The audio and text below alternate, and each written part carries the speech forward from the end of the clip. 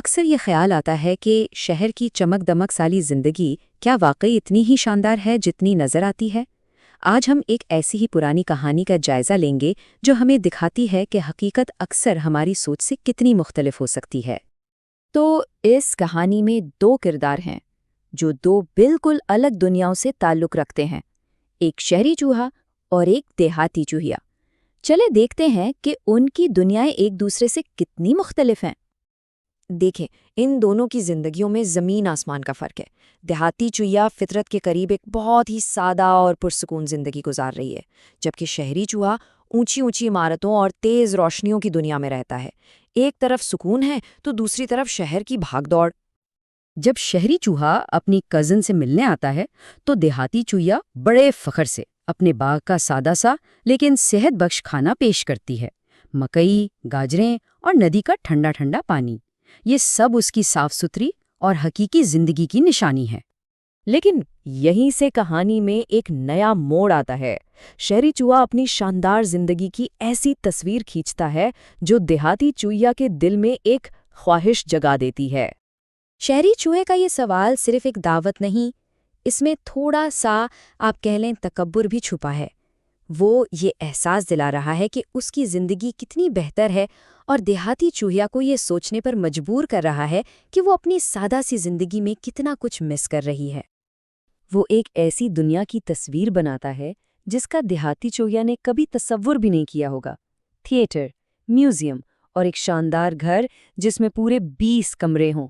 یہ جوش اور مزے سے بھری زندگی کا ایک وعدہ ہے۔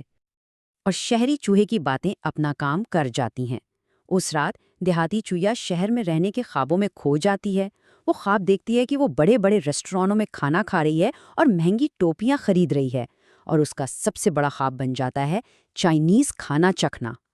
تو بس دیہاتی چوہیا شہر کے لیے نکل پڑتی ہے، لیکن یہیں سے اس کا چمکدار خواب ٹوٹنا شروع ہوتا ہے اور اسے ایک بہت ہی تلخ حقیقت کا سامنا کرنا پڑتا ہے۔ اس کے ذہن میں سب سے بڑی چیز کیا ہے؟ وہ 20 کمروں والا گھر۔ سوچیں ذرا، 20 کمرے! یہ تعداد اس کی امیدوں اور توقعات کو بہت زیادہ بڑھا دیتی ہے۔ وہ ایک شاہانہ زندگی کا تصور کر رہی ہے۔ لیکن پھر حقیقت سامنے آتی ہے۔ جب وہ پوچھتی ہے کہ ان 20 کمروں میں سے اس کا کون سا ہے، تو شہری چوہا بتاتا ہے کہ وہ ان شاندار کمروں میں نہیں بلکہ نیچے تہہ خانے میں رہتے ہیں۔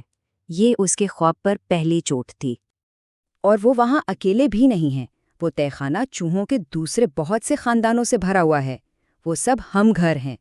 مطلب وہ بڑا سا گھر کوئی ذاتی محل نہیں، بلکہ ایک بھیڑ بھاڑ والی مشترکہ جگہ ہے جہاں پرائیویسی کا کوئی تصور ہی نہیں۔ اور اب کہانی اپنے عروج پر پہنچتی ہے، جہاں شہری زندگی کا سارا بھرم ایک خوفناک حقیقت سے ٹکرا کر چکناچور ہو جاتا ہے۔ شہری چوہا اسے کھانے کے کمرے میں لے جاتا ہے، جہاں میز پر ایک شاندار دعوت سجی ہے، پنیر، کیک اور ہاں، اس کا خواب چائنیز کھانا بھی وہاں موجود ہے۔ ایک لمحے کے لیے تو لگتا ہے کہ شاید شہری زندگی اتنی بری بھی نہیں۔ لیکن جیسے ہی وہ کھانا شروع کرنے لگتے ہیں، ایک زوردار آواز آتی ہے اور ایک ہی لفظ میں سب کچھ بدل جاتا ہے۔ دھڑام! خطرے کا ذریعہ سامنے آتا ہے، ایک بلی جس کے تیز دانت اور نوکیلے پنجے ہیں۔ یہ ہے شہری زندگی کی وہ چھپی ہوئی قیمت جس کا ذکر شہری چوہے نے کبھی نہیں کیا تھا۔ اس کے بعد تو بس افراتفری مچ جاتی ہے۔ بلی ان پر جھپٹتی ہے، وہ اپنی جان بچانے کے لیے بھاگتے ہیں اور ایک چھوٹے سے سوراخ میں چھپ جاتے ہیں۔ لیکن جب تک وہ باہر آتے ہیں، دعوت تو ختم ہو ہی چکی ہوتی ہے، اور ساتھ ہی ان کا خواب بھی۔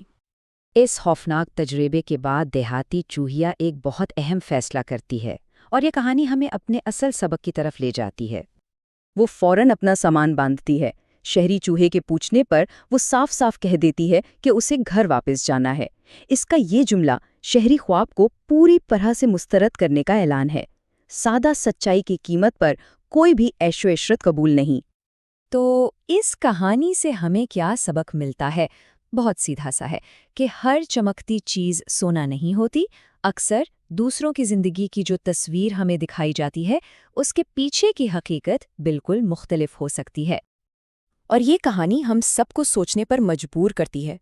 ہماری اپنی زندگیوں میں یا ہمارے آس پاس ایسی کون سی چیزیں ہیں جو دور سے تو بالکل پرفیکٹ لگتی ہیں، لیکن ان کی حقیقت شاید کچھ اور ہی ہو؟